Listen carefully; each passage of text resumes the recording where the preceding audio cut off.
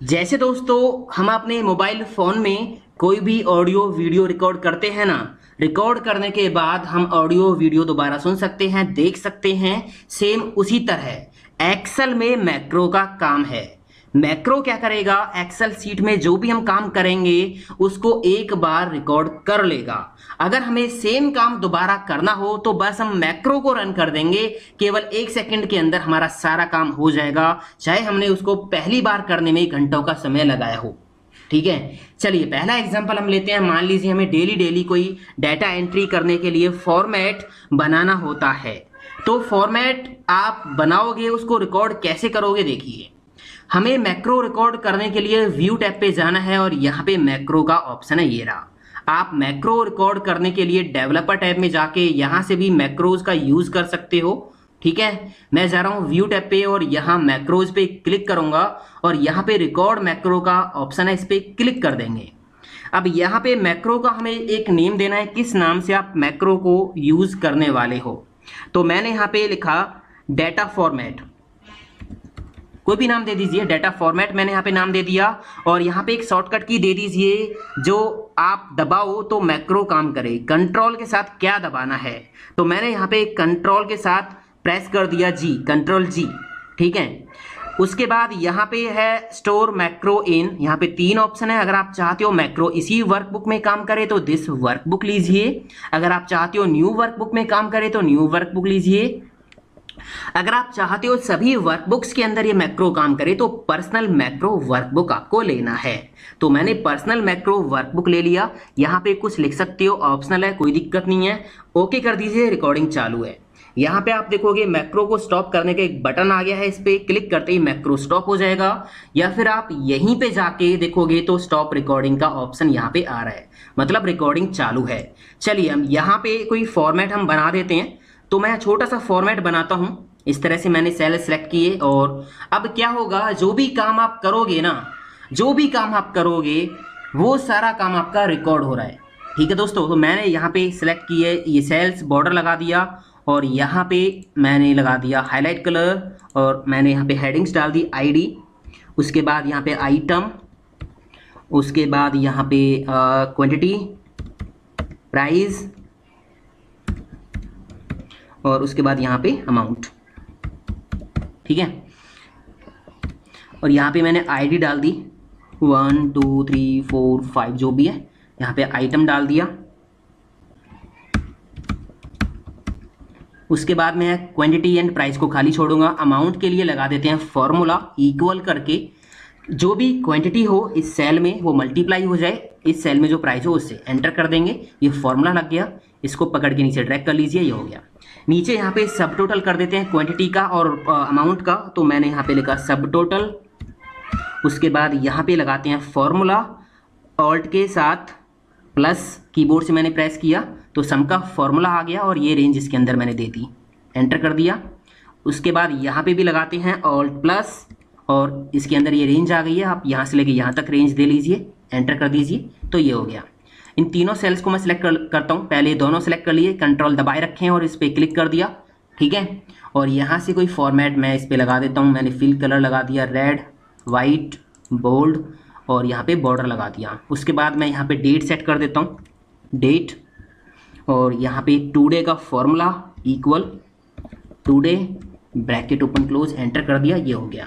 उसके बाद दोस्तों मान लो अगर आप डेली इसको इस तरह से एक स्लिप बना के या कोई फॉर्मेट बना के प्रिंट करते हो, नीचे चाहते हो कि नीचे आपका फोल्डर पे कुछ लिखा आ जाए, तो आप सेल सेलेक्ट करके और यहाँ से बॉटम बॉर्डर लगा के कुछ लिख सकते हो। यहाँ पे मान लीजिए मैंने लिखा यहाँ पे दीपक EDU वर्ल्ड PVT लिमिटेड, जो भी है आपने यहाँ लिखना वो लिख लीजिए। उसके बाद ये काम हो गया कंप्लीट। मैंने सेल को यहाँ पे क्लिक करके छोड़ दिया।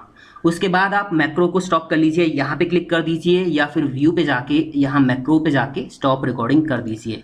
तो मैक्रो हमारा हो गया स्टॉप और ये जितना भी काम हमने किया है ये हो गया मैक्रो में रिकॉर्ड। अब यहाँ पे आप एंट्रीज कर सकते हो, कोई दिक्कत नहीं है। मान लीजिए यहाँ पे आपने लिखा 100, क्वांटिटी है और प्राइस है 100। तो यहाँ पे आप देख सकते हो ये अपने आप काम करेंगे फॉर्मूलेज। अब मान लीजिए आप अगली सीट पे गए, आपको यहाँ पे फिर से वही सारा फॉर्मेट बनाना है, तो इतनी मेहनत हम नहीं करेंगे। हमने फॉर्मेट मैक्रो के अंदर रिकॉर्ड करके रख लिया। मैक्रो की हमने शॉर्टकट की दी थी कंट्रोल जी। तो जैसे ही यहाँ पे आप कंट्रोल जी कीबोर्ड से प्रेस करोगे तो देखिए यहाँ पे फॉर्मेट आपके सामने है एक शॉर्टकट की से। आप यहाँ पे एंट्री कर सकते हो, क्वांटिटी 5, प्राइस आपने यहाँ पे कुछ भी डाल दिया 100। तो सारे फॉर्मूलेज आपके सब जगह अपने आप काम करेंगे, ये देखिए। ठीक है, आप इसका प्रिंट भी निकाल सकते हो, कोई दिक्कत नहीं है। ठीक है दोस्तों, अब मैं सीट 3 पे गया। आप इस वर्कबुक के अंदर या किसी पुरानी वर्कबुक के अंदर या किसी नई वर्कबुक के अंदर ये मैक्रो यूज कर सकते हो। ठीक है, अब या तो शॉर्टकट की आप दबा दीजिए कंट्रोल जी, या फिर व्यू टैब पे जाके यहाँ पे मैक्रो पे जाइए और व्यू मैक्रोज पे क्लिक कर दीजिए। यहाँ पे आप देखिए हमने अपना जो मैक्रो रिकॉर्ड किया था वो था डाटा फॉर्मेट, इस नाम से था, ये रहा नाम लास्ट में। इस पे क्लिक करके आप इसको रन करोगे तो भी यहाँ पे काम कर जाएगा। आप शॉर्टकट की से करना चाहो शॉर्टकट की से कर सकते हो, अगर शॉर्टकट की नहीं देते हो तो इस तरह से करोगे। ठीक है दोस्तों, उम्मीद करता हूँ इतना समझ में आ गया होगा। ये बहुत सिंपल और बहुत ज़्यादा यूज आने वाला मैक्रो का काम है। अब मान लीजिए हम सीट 4 पे चलते हैं। मेरे पास यहाँ पे ऑलरेडी डेली इस तरह से डाटा मेरे को मिलता है लिखा हुआ। अब इसको आप किस तरह से मेंटेन कर सकते हो? अगर आपके पास इस तरह से डेली डाटा लिखा हुआ मिलता है तो मैक्रो हम इसके लिए फिर से रिकॉर्ड करते हैं, एक और मैक्रो। इसके बाद में एक और बहुत अच्छा मैक्रो आपको सिखाने वाला हूँ, आप पहले इसको सीखिए, उसके बाद देखते हैं हम उसको। तो मैक्रो हम फिर से रिकॉर्ड करते हैं, रिकॉर्ड मैक्रो। और यहाँ पे मैंने मैक्रो का नाम दे दिया मैक्रो 6। यहाँ पे बाय डिफॉल्ट लिखा रहा है, इसको ही रहने देते हैं। शॉर्टकट की हम दे देते हैं इसकी कंट्रोल के। ठीक है, और पर्सनल मैक्रो ओके कर देंगे, रिकॉर्डिंग चालू है। तो ये डाटा आपको किस तरह से मेंटेन करना है, मैं पहले यहाँ पे ऊपर 2 रो ऐड कर देता हूँ खाली इस तरह से, और इसके लेफ्ट में एक रो ऐड कर देता हूँ। ठीक है, ये सारा काम रिकॉर्ड हो रहा है जो भी मैं करूँगा अभी। यहाँ मैंने इसको फॉर्मेट कर दिया, थोड़ा सा बॉर्डर लगा देते हैं इस पर, और यहाँ से इनको मैंने हाईलाइट कर दिया इस तरह से, इनको सेंटर में कर दिया। ठीक है, और यहाँ पे क्वांटिटी हो गया, प्राइस हो गया, यहाँ पे टोटल अलग से ऐड कर देते हैं। और यहाँ पे हम लगाते हैं फॉर्मूला इक्वल करके क्वांटिटी इनटू प्राइस। ठीक है, एंटर कर देंगे और यहाँ से इसको ड्रैग कर लेंगे नीचे, और यहाँ पे आप लगा दीजिए बॉर्डर। उसके बाद यहाँ पे वही आप डेट वगैरह जो भी लिखना चाहो एक्स्ट्रा वो आप लिख सकते हो। डेट, यहाँ पे आपने टुडे का फॉर्मूला लगा दिया। मैं दोस्तों एक बेसिक एग्जांपल लेके आपको समझा रहा हूँ, आपका डाटा किसी भी तरह का हो सकता है, फॉर्मेट किसी भी तरह का हो सकता है। तो ये हमने यहाँ पे सेट कर दिया है। ठीक है, अब यहाँ पे जो भी नीचे और सब टोटल वगैरह करना चाहो वो कर लीजिए आप। मैक्रो को मैं कर देता हूँ स्टॉप कर देता हूँ, तो मैं यहाँ पे क्लिक करता हूँ, मैक्रो को स्टॉप करने के लिए क्लिक कर दिया। ठीक है, कंट्रोल के मैंने शॉर्टकट की दी थी। अब दोबारा से आपको अगर वही फॉर्मेट मिलता है, मेरे पास यही डाटा फिर से है, तो आप क्या करोगे, बस कंट्रोल के दबा दीजिए कीबोर्ड से। ये देखिए डाटा फॉर्मेट होकर आपके सामने है। ये है मैक्रो का काम दोस्तों, जो आपका काफ़ी काम को फास्ट कर देगा, काफ़ी समय बचाएगा। ठीक है, अब इसकी एक कंडीशन है दोस्तों, मैक्रो केवल उन्हीं सेल्स में उसी रेंज पे काम करेगा जो आपने रिकॉर्ड की है। अगर आपने इतने डाटा पे मैक्रो से काम किया है, मैक्रो की रिकॉर्डिंग के दौरान अगर आपने इतने डाटा पे काम किया है तो इतने पे ही वो काम करेगा, नीचे नए डाटा पे काम नहीं करेगा। ठीक है, अब एक और मैं अच्छा सा एग्जांपल आपको देता हूँ मैक्रो का। मान लीजिए मेरे पास एक वर्कबुक है, ये रही, इसमें बहुत सारा डाटा है। इसमें डाटा कैसा आप देखिए, यहाँ पे है ये डाटा। ठीक है, यहाँ पे एक सैलरी सीट बनी हुई है, employee ID, name, designation, year, total days of month, बहुत सारा डाटा है। ठीक है, ये देखिए। अब यहाँ डेजिग्नेशन आप देखिए अकाउंटेंट, यहाँ से अकाउंटेंट चालू है, ये रहे। नीचे जाओगे और यहाँ से वेब डेवलपर शुरू हो गए, ये देखिए डेजिग्नेशन वेब डेवलपर। नीचे जाओगे तो यहाँ पे प्रोजेक्ट मैनेजर शुरू हो गया, ये देखिए, है ना। अब अगर मेरे पास इस सीट में बहुत सारा डाटा होता और अगर मेरे को किसी एक पर्टिकुलर डेजिग्नेशन जहाँ से शुरू है वहाँ पे जाना है तो हम इस तरह से स्क्रॉल थोड़ी करेंगे, है ना। तो उसके लिए हम मैक्रो रिकॉर्ड करके अपनी वर्कबुक में ऊपर यहाँ पे एक छोटा सा डैशबोर्ड भी सेट कर सकते हैं। कैसे करेंगे देखिए। मान लीजिए मैं यहाँ पे एक बटन बना देता हूँ जिस पे क्लिक करते ही मैं नीचे वेब डेवलपर जहाँ से शुरू है डेजिग्नेशन वहाँ पे चला जाऊँ। तो इंसर्ट पे जाते हैं और यहाँ एक शेप हम बना लेते हैं, एक शेप ले लेते हैं। यहाँ से मैंने ये शेप ले ली, ठीक है, और यहाँ मैंने इसको ड्रॉ कर दिया और यहाँ पे मैंने लिख दिया इसमें वेब डेवलपर, ठीक है। अब हम क्या करेंगे, एक मैक्रो कर लेंगे रिकॉर्ड। इसको मैं यहाँ पे रख देता हूँ इस तरह से, एक मैक्रो रिकॉर्ड करेंगे। तो व्यू टैब पे जाएंगे और यहाँ से रिकॉर्ड मैक्रो, तो मैंने यहाँ पे वेब इसका नाम रख दिया वेब, ठीक है। शॉर्टकट की आप रखना चाहो तो रख सकते हो, कोई दिक्कत नहीं है। मैं अभी शॉर्टकट की यहाँ पे नहीं दे रहा इसको। ओके कर देंगे तो ये रिकॉर्डिंग चालू है। आप क्या करोगे, यहाँ वेब डेवलपर के लिए आपको मैक्रो रिकॉर्ड करना है ना, तो नीचे जाइए और जहाँ से वेब डेवलपर चालू है इस पर क्लिक करके बस मैक्रो को स्टॉप कर दीजिए। व्यू पे जाइए, मैक्रो को स्टॉप कर दिया, हो गया काम। अब ऊपर आ जाइए। अब मैक्रो आपने रिकॉर्ड कर लिया है।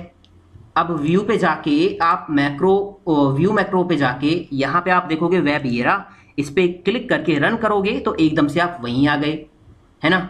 तो हम बार बार व्यू मैक्रो में नहीं जाएंगे, हम क्या करेंगे, शेप पे राइट क्लिक करेंगे और असाइन मैक्रो पे जाएंगे और इसको हम मैक्रो दे देंगे वेब, ये रहा, ठीक है, वेब नाम से। ओके कर दिया। तो अब क्या होगा, जैसे ही शेप पे आप क्लिक करोगे तो एकदम से आप वेब डेवलपर जहां से शुरू है वहां पे आ गए। उसी तरह नीचे जो प्रोजेक्ट मैनेजर है उसके लिए आपको रिकॉर्ड करना है तो उसके लिए भी आप कर सकते हो। मैं इस शेप को कॉपी कर लेता हूँ, कंट्रोल दबा के इस पर क्लिक कर लीजिए, कंट्रोल सी से कॉपी और मैंने इसको यहाँ पे पेस्ट कर दिया, कंट्रोल वी। अब मैं इसके लिए भी एक मैक्रो करूँगा रिकॉर्ड। उससे पहले मैं इसको कर देता हूँ रीनेम। तो यहाँ से इसको हटा के हम लिख देते हैं प्रोजेक्ट मैनेजर,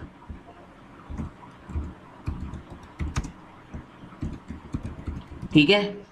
अब हम करेंगे क्या, मैंने यहाँ इस सेल पे क्लिक किया है यहाँ पे और एक मैक्रो जो है रिकॉर्ड कर लेते हैं। व्यू टैब पे हम जाएंगे और यहाँ से रिकॉर्ड मैक्रो, मैंने इसका नाम रख दिया प्रोजेक्ट, ठीक है।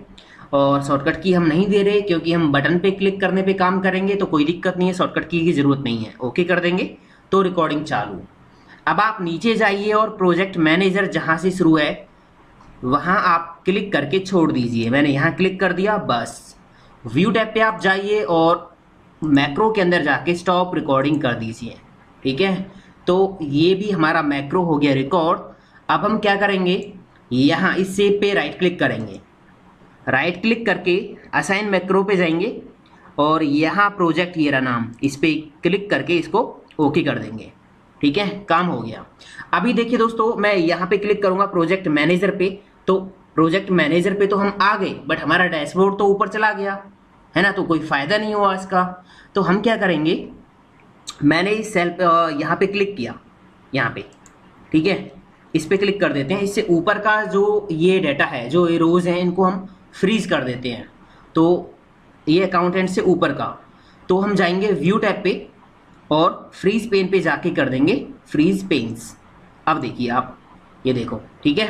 तो अगर आप करोगे वेब डेवलपर तो ये लीजिए वेब डेवलपर, प्रोजेक्ट मैनेजर करोगे तो ये प्रोजेक्ट मैनेजर, ठीक है। तो इस तरह से ये छोटा सा डैशबोर्ड आपने बना के सेट कर दिया दोस्तों।